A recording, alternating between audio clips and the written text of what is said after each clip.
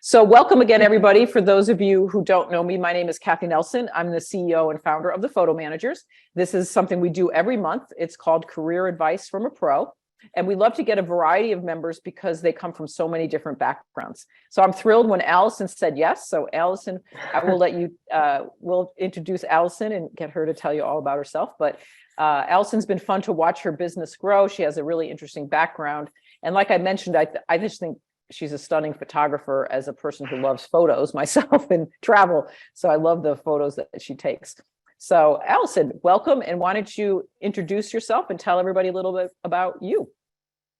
Sure. Thank you for having me. I am in Chicago, although it's gray in Chicago as it's been all winter. So I always change my Zoom background to meet my mood. And today's mood was I'd rather be out on this lake. So so my path was a little bit unusual, but as I've learned from watching a lot of these and meeting people in the Photo Managers, everybody's path seems to be a little bit unusual. I actually started in ornithology. I was a birder and actually did a bunch of volunteering and worked for the Park Service doing that for a while. And then I was an anthropologist. I got a master's in anthropology, which I did enjoy for a variety of reasons. It didn't quite work for me. So then I went to law school and spent the 17 years prior to starting this job as a lawyer here in Chicago. So please don't hate me. Everybody hates lawyers, but everybody loves photo organizers. So now I've gone the other way. I left that job at the end of 2019, like December 31, and it was either the smartest thing I've ever done or the dumbest thing I've ever done, given that 220 was next. And, we all know what happened there. So my idea was to take a year and do a bunch of traveling and figure out what I wanted to do next. And instead, I spent the year essentially homeschooling my children in my basement. But during that time, I found this profession and started my business in early 2021. So I'm coming up on 2 years.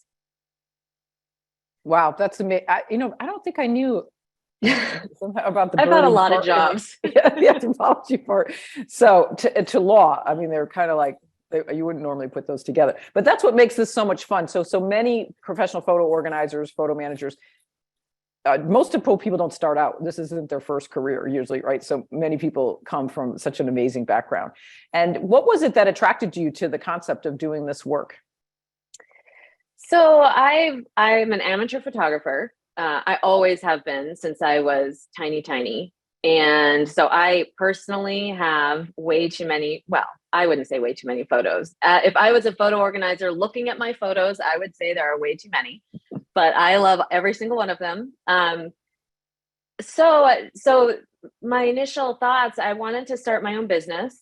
After, being a lawyer, for 17 years, I had some control over my schedule as once I was a partner and such, but I didn't like the 24/7, 365 nature of that job. So I wanted something that I could control. And I love photographs. And Kathy, I don't know if I ever told you this, but I was sitting in my kitchen one day and I actually came across one of your videos that said, did you know this could be a career or something like that?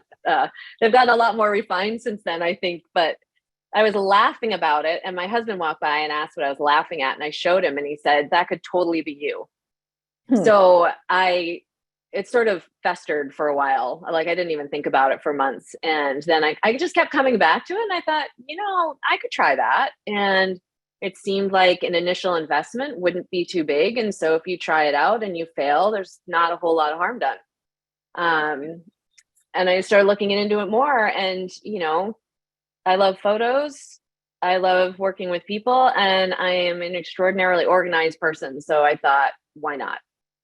Wow, that's amazing. I'm glad that that video, I've done a lot of those over the years. And continue to refine them. And so tell us a little bit about how let's see. I sent you a list of my questions and I just drew a Yeah. blank from there because I try to ask the same questions every time to people just so that so tell us a little bit about, what advice would you give to somebody who's kind of on the call wondering the same thing? Is this a thing and is it real? And also I wanted to mention, if you have questions, put them in the chat and we'll have plenty of time for Allison to answer your questions at the end of the presentation. So tell us, for those that are thinking, is this really a thing, or what's this all about? Tell us about that, how you got started. So one of the really funny things that I have found about this new profession of mine is when I tell people what I am doing now, I get one of two reactions. And one is that really a thing? And two is, I need you. Mm-hmm. People don't know we exist, and there's a huge need for it. And so if you're thinking about doing it, my advice would be to jump in. Don't wait until you think you know everything, because you will never know everything. And think about, what about this type of job attracts you? Is it because you have always made photo books for your family, or you like to organize photos, or, you like to help people get their prints in order? What of that do you like? And just start there.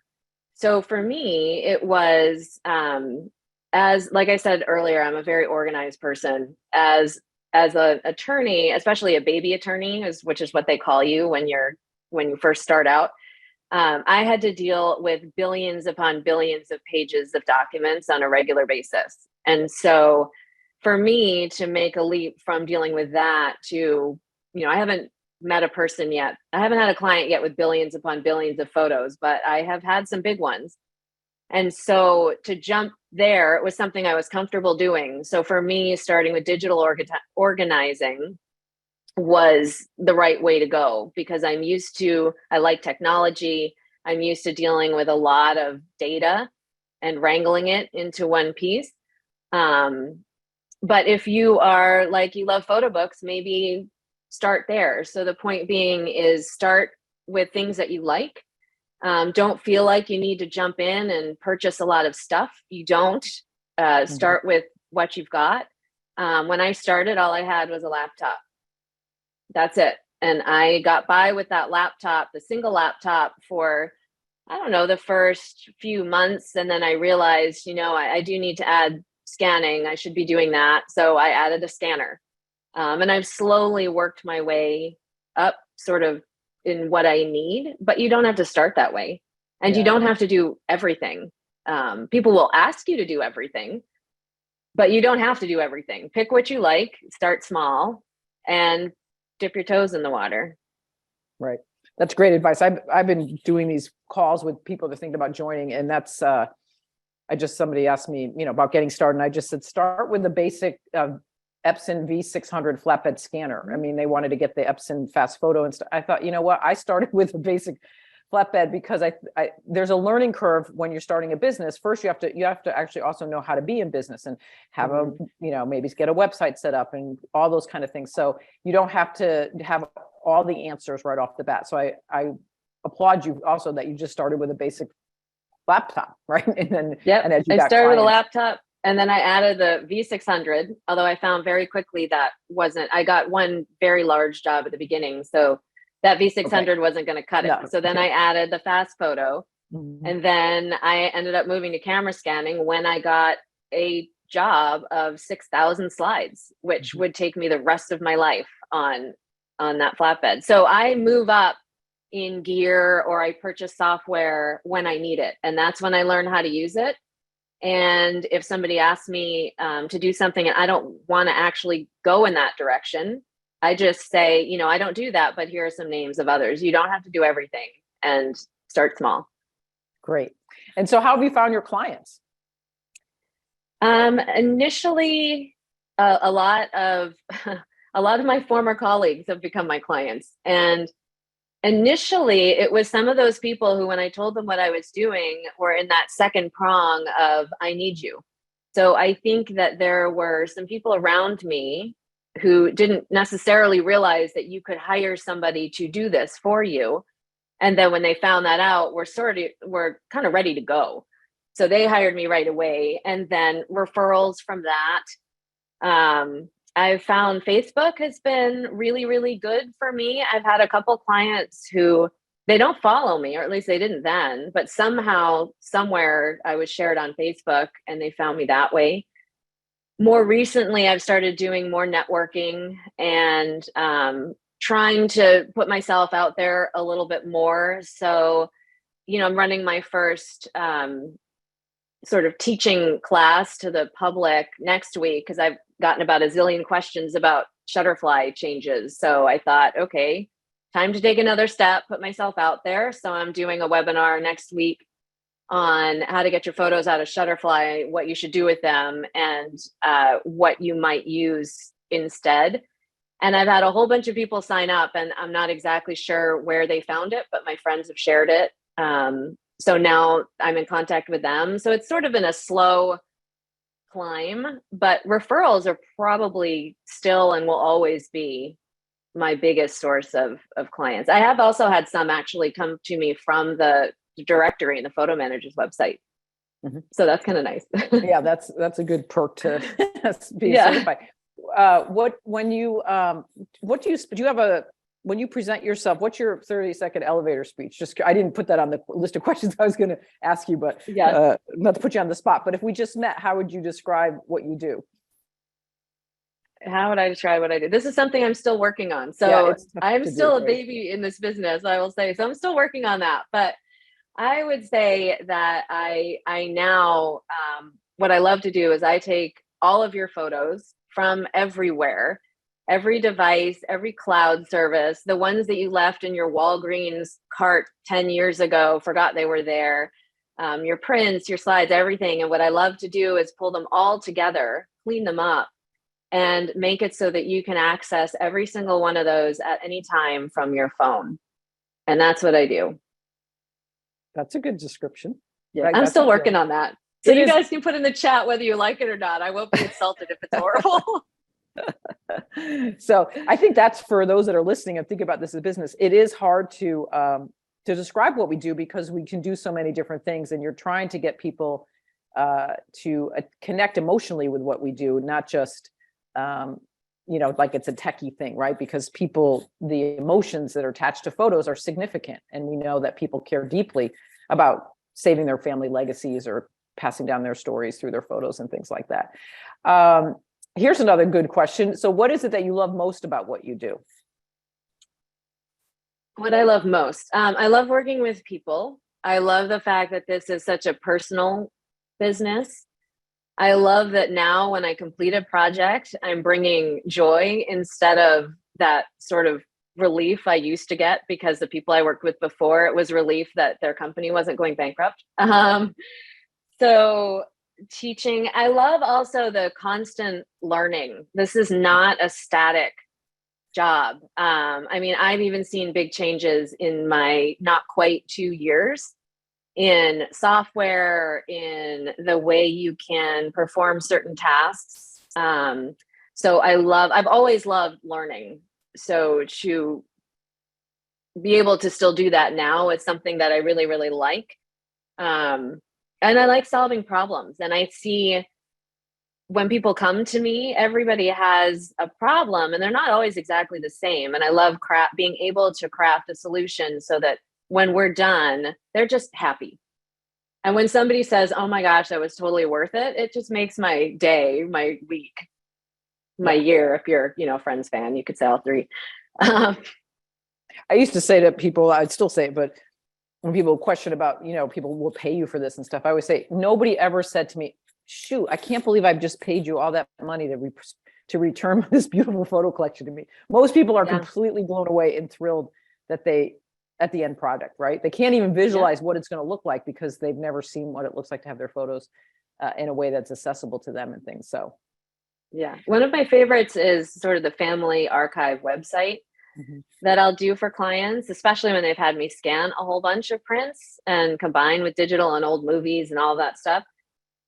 And when you deliver that and you show them and they see their whole lives and probably parents and grandparents in there too, and they realize I can just give this website link or this hard drive, however they want it, to my kids. And all of this is saved and preserved. They are so beyond thrilled. I mean, it's amazing.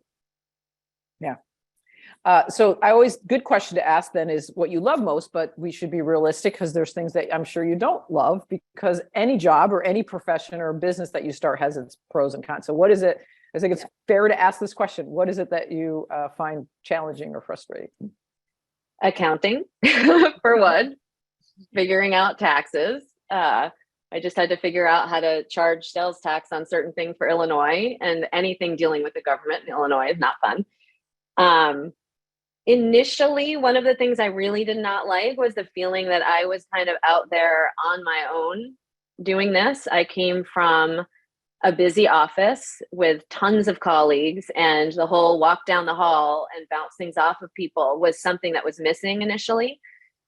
So I've had to work on that a lot. And over the last, year, especially, I've been reaching out to other members of my new community, and I've really gotten to know people. We've had to do it over Zoom or phone calls and stuff, but I found that sort of isolation a little bit hard. When I initially was trying to figure out, what do I charge or how do I phrase this? And I'd ask my husband, and he's like, I literally have no idea. So building a sense of community has been super, super important. And the membership of the Photo Managers definitely helps with that. And I've made some really good friends that now I can just call, and I see some of you on this call. So hi. And so now that, now being able to text people or call immediately and get an answer has been really helpful. Too bad they can't help me with all the accounting, because that I really, really don't like. And something, I don't know whether I don't like it or I'm not fully comfortable with it, but you have to be willing to sort of put yourself out there with your new ideas and see what happens. So, if you're going to teach a class, or, you want to apply for something, it's just you. And so there's no one to blame if it doesn't work. It's just you. Of course, when it goes right, it's also just you, and it's amazing. Yeah, those are the struggles of a solo entrepreneur, right? I mean, or the isolation and things. And I think we'll ask you in a minute about membership, but I hope that's something this year we've added regional Zoom meetings for people to get together once a month regionally. And we have a new members only Facebook group for even the newer members. And I just matched today 2 new members that had joined, were asking questions that were the same. And so I said, why don't you guys meet each other and go through, we have a business builders training course together. And they were both like, yay, great idea. I thought, yeah, they'll be so much happier, because they're both like, I don't even know where they were from or anything. I'm like, just like, here, meet each other, and it's going to make this a lot easier. Mm-hmm. So yeah, I hear you on the challenges. And one great thing about Allison, I think you're speaking again this year at our conference, and you spoke last year. Is this your second year or third year speaking? Second year. Yeah. Yeah. My business will hit the 2-year mark next month. Yeah. It's hard to believe you're just, you're just 2 years in, and that you've spoken twice now at conference. Last year was on contracts, because you have the legal background helping people. And this year your topic is? I'm talking about all those privacy terms in the various software we use for photo websites. So those are just a little plug for our conference. You can attend both virtually if you don't want to go to Orlando, or you can attend in person. And it's great, even if you're not a member yet. It's a great place to be, but certainly if you're a member or you become a member, because we have over 20 breakouts taught by members. And as they become experienced or they bring their skills with them, it's an amazing way to make connections and also learn from people.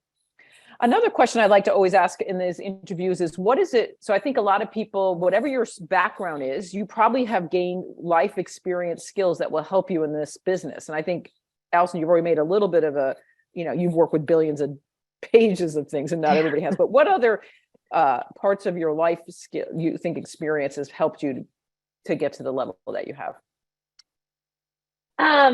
So being organized is one. You really have to be organized to do this job, and you have to really be organized to run your own business, because Kathy had mentioned, there's so much that I did not know about running a business. So that would be one. I think communication skills is another. I was actually, and now you're really going to hate me because I was not just a lawyer, I was a trial lawyer. So communication was big. I was one of those people that had to, talk in court and all of that, but it's helped me a lot because you need to communicate with your clients. You need to make sure that they know exactly what you can do for them, and they need to know what your limitations are. They need to know what the pricing is. They need to know all of those things. They need to know where you are in the process. So communication skills, I think I brought with me. And I'm a problem solver. I've always been a problem solver. So that's been helpful. One of the ways that I've approached this job with, I love technology. So for me, there's a lot of great resources, Google and photo managers and other members who, when you have an issue, you can say, okay, how do I do this? And for me, this isn't very efficient, but I usually spend a whole lot of time first trying to figure that out because I enjoy the puzzle. And I've also found that helps me later, because if something else goes wrong later, because something always goes wrong with technology and software, I feel better, I have more ability to handle it and figure it out. So I guess those are my big things. But I think, this kind of job, pretty much all of your life skills come into it. You're dealing with people's lives when you're dealing with their photos. And you have to be sensitive to that. Yeah. I think that's, it's fascinating. And one thing I wanted to mention to people is that we've been recording these, and we just are adding them to our YouTube channel. And I think Isabel will drop that in the chat. And we're also turning these into blogs. So if you want to go back and listen to people's answers to some of these questions, you can actually do that, because the answers are as varied as the people are, right? So Allison's, background or skills of being really organized could be very different than somebody else who might say, I'm more of a creative person. It's the creativity that I love, right? So it's really interesting. But I do find, even myself in growing my own businesses, I realize more and more that it's skills that I gained in different work experiences that I had over in time. So my last question before we go to the Q&A, and again, people have questions, please put them in the chat, is how has membership with the photo managers been a benefit to you and supported you in this journey? So I've definitely taken advantage of pretty much everything that the community has to offer. And I'll say first, so I initially had said the isolation is one of the harder things that I've had to deal with. But on the flip side, I've met an amazing group of people through the photo managers, and I've met them over Zoom because I started early, 2021. So nobody was meeting in person then. It was all over Zoom. And then some phone calls, and now I've met some in person. So the camaraderie there, and I will say that it's an extremely open community. If you have a question, people will answer your question, and it won't just be some sort of superfluous, go look here, or a very, very high level, this is what I did. If you ask a good question, they will give you a specific 5-step answer on how to solve it. And that is amazing to me, because that's not the type of community that I am used to being a part of. I'll just put it that way. So that the community is huge. And there's also just a lot of resources, especially when you're starting out. I highly recommend, if you're a member, going through all of the classes that are offered, that are, included in your membership, because these are all taught by probably half the people on this call. I can't see all the names, but I can see some. And I know that some of these are people that have taught them. They know what they're doing. And the beauty of it is these are not some, random people off in the sky. These are people where if you're going through that course and you have a question, you just send them the question. They're probably going to answer you in a few hours, because that's the type of community that it is. It's very open, very, very helpful.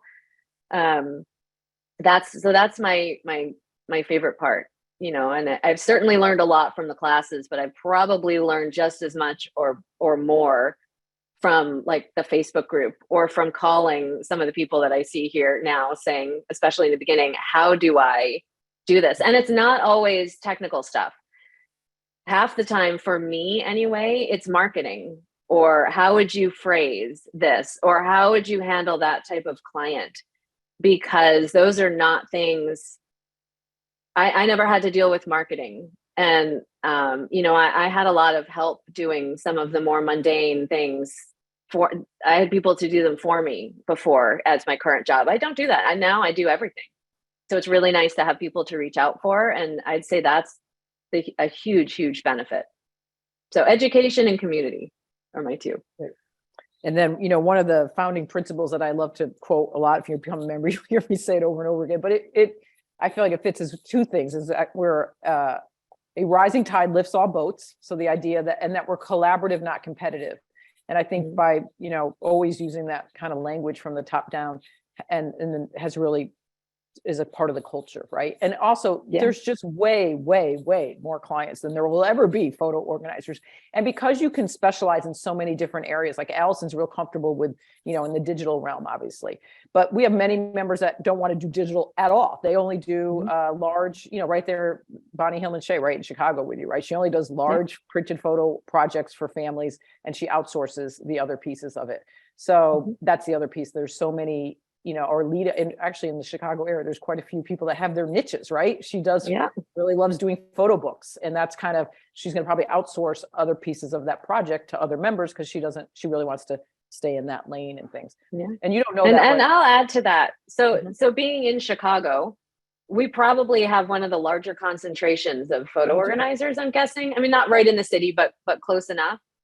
And there is work enough for everybody. There's no reason to be competitive with that. And in fact, we get together on occasion when we can and go to lunch or whatever. And it's amazing. And, there's plenty of work to go around. I don't feel like I'm competing with any of them. Instead, I'm learning from them. So don't be worried if you are in, an area where there are other people around. You should be happy about that, because that means you've got people that you can actually get together with on occasion. And just have some camaraderie. So true. Yeah, we are not. I know Chicago, and when we say there's a lot, what are there, like 12? I mean, I don't know, Chicago, like how many? I don't think there's that many. Not even that many, right? How many millions? I don't think there's that many. I would say, so, I don't know. It's definitely this is definitely a business opportunity that has barely begun. We're decades from saturation by any stretch of the means. So, well, this has been a wonderful topic of conversation. I've really enjoyed, Allison, learning more about your background and how you approach your business.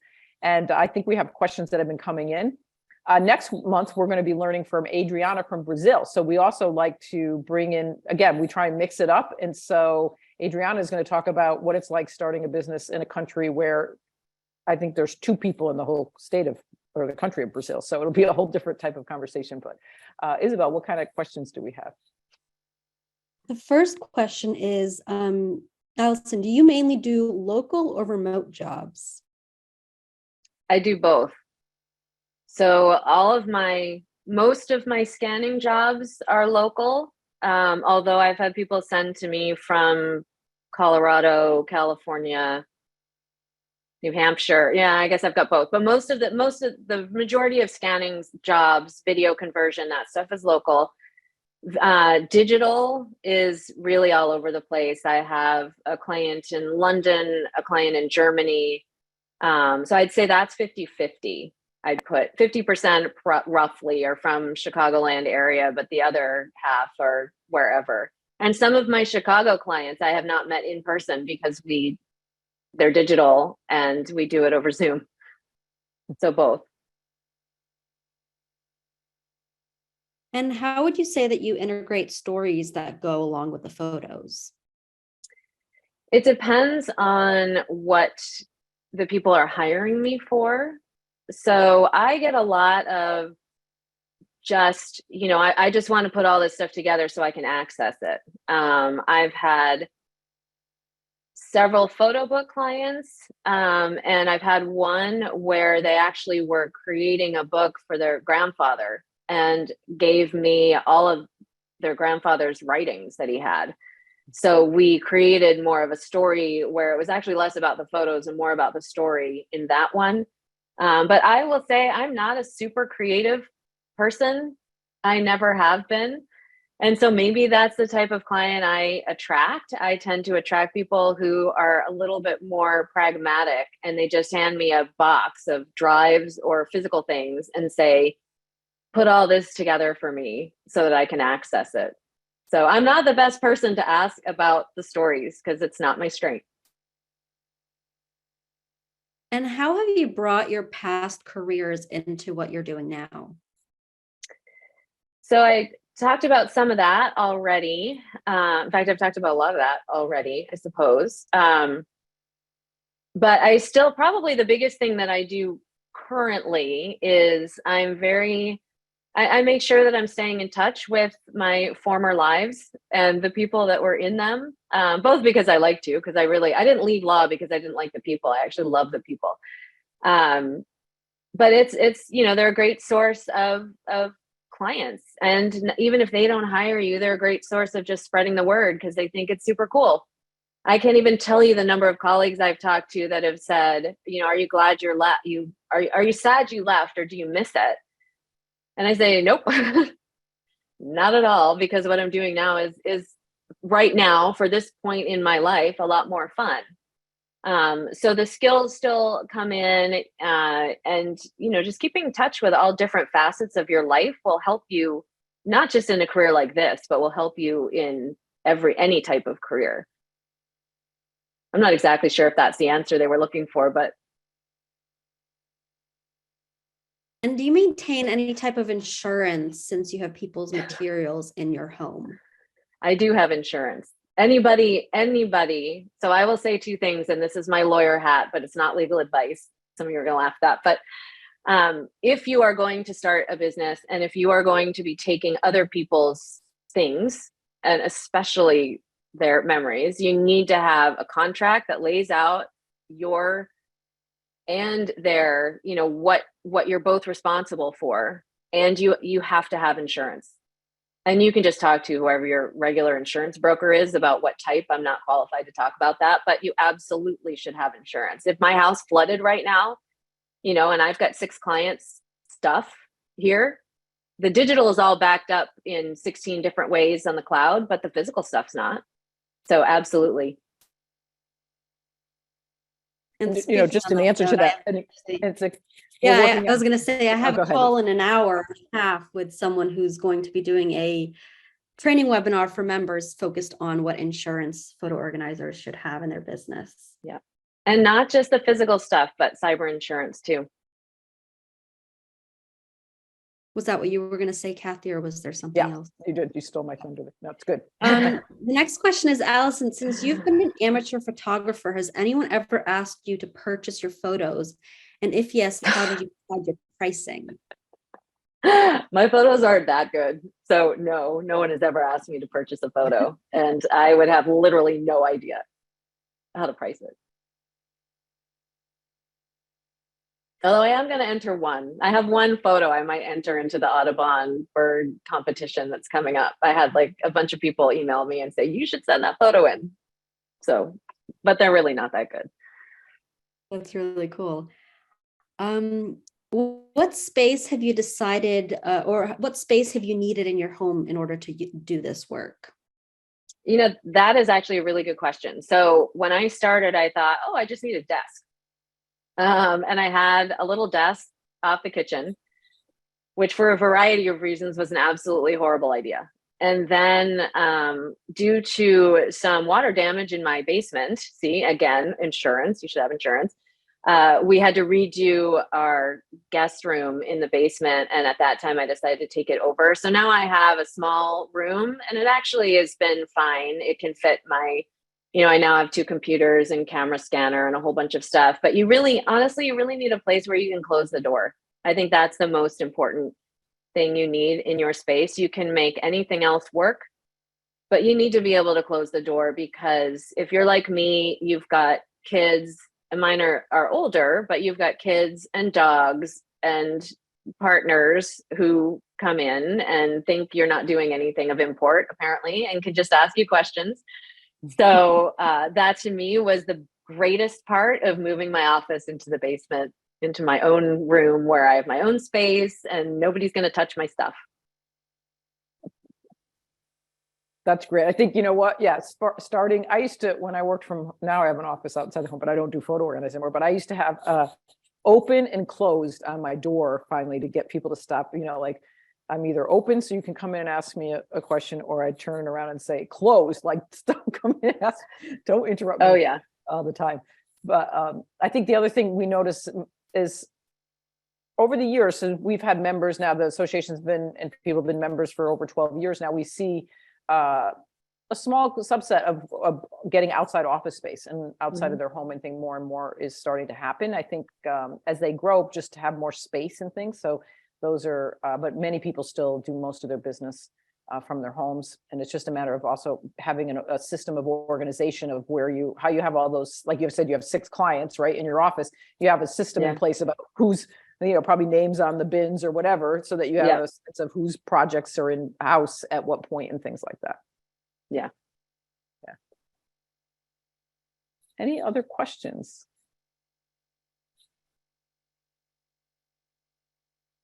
Set it out. Isabel, looks like. Oh, somebody said, I talked to my State Farm insurance company. I was told they do not insure photos. No, most companies do not insure photos, but it's more getting business insurance, I think, right? Liability in case, any suggestions where to go for cyber insurance? Mine was just offered. I, at the moment, honestly can't remember who it's through, because it's tied to other stuff as well. But I think pretty much everybody offers cyber insurance now.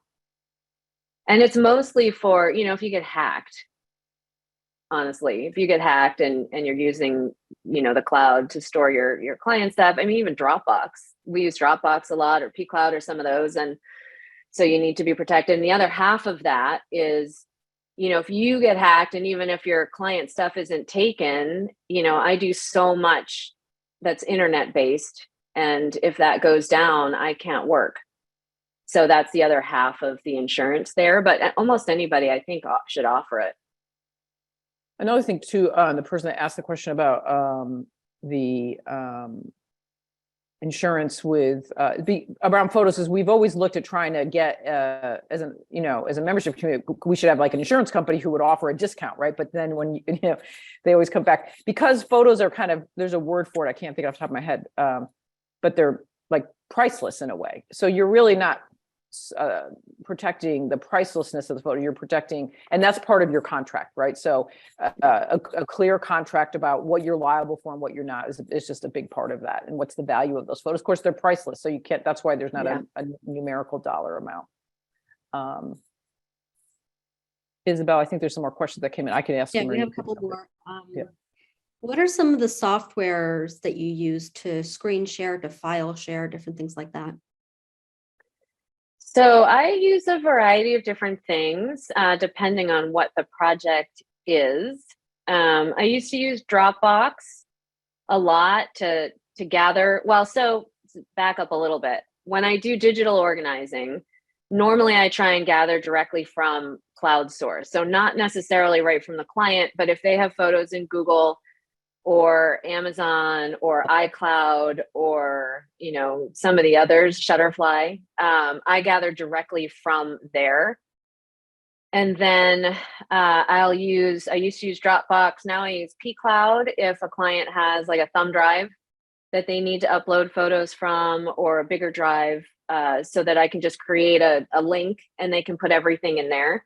I've used SmugMug for that as well, if it's a smaller group of stuff. And then I use Zoom to screen share. So a lot of times if I'm doing a gathering meeting with somebody who's not local, we'll start with a Zoom screen share, and they'll literally show me their desktop or whatever, and I can help them move photos to where they need to be.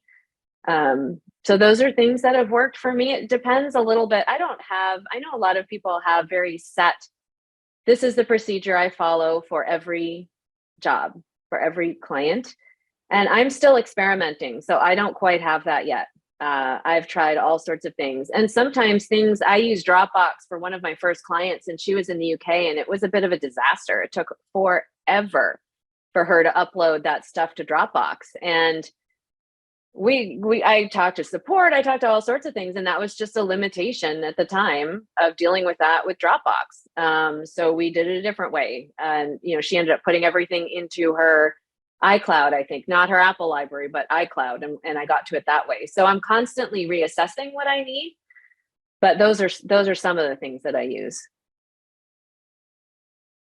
For the clients that you work with out of state or out of country, how do you get their prints for organizing?